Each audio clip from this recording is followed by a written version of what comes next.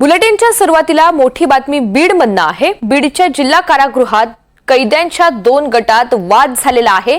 बीड जिल्हा कारागृहामध्ये झालेल्या वादात सुदर्शन घुले आणि वाल्मिक कराडला देखील मारहाण झाल्याची माहिती मिळते। परळीमधील महादेव गीते आणि सोनवणे नावाच्या आरोपीच्या गटामध्ये जोरदार राडा झालाय।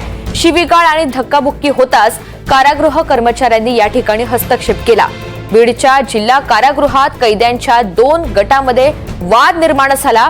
बीड जिल्हा कारागृहामध्ये झालेल्या याच वादामध्ये सुदर्शन घुले आणि वाल्मिक कराडला देखील मारहाण झाल्याची माहिती मिळते।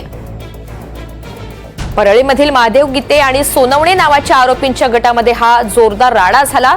शिवीगाळ आणि धक्काबुक्की होताच मात्र कारागृह कर्मचाऱ्यांनी या ठिकाणी हस्तक्षेप केलेला आहे।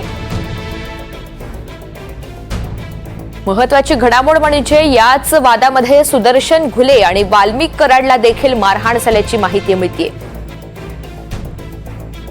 प्रतिनिधी विनोद जिरे आपल्या सोबत आहेत या सगळ्या संदर्भात अधिकची माहिती देण्यासाठी। विनोद, बीडच्या जिल्हा कारागृहात कैद्यांच्या 2 गटात वाद झाला, नेमकं कारण काय आणि या संपूर्ण प्रकरणामध्ये आता पोलिसांची काय माहिती आहे? नक्कीच जर पाहिलं तर या ठिकाणी संतोष देशमुख हत्या प्रकरणातील आरोपी वाल्मिक कराड, सुदर्शन घुले हे बीड जिल्हा कारागृहात आहेत। मात्र दुसरीकडे जे परळीचं महादेव गीते प्रकरण आहे त्यात खून प्रकरणातील देखील आरोपी हे बीड जिल्हा कारागृहात आहेत आणि या दोघांमध्ये आणि त्याचबरोबर सोनवणे नामक व्यक्तींमध्ये असा वाद झाला आणि या वादामध्ये सुदर्शन घुले वाल्मिक कराडला या ठिकाणी मारहाण करण्यात आल्याची जी माहिती आहे ती मिळत आहे। या अधिकृत नेमका हा वाद कशामुळे झाला ही अद्यापपर्यंत जरी माहिती समोर आली नसली तरी या ठिकाणी कारागृहामध्ये सुदर्शन घुले आणि वाल्मिक कराडला मारहाण झाल्याची माहिती आहे।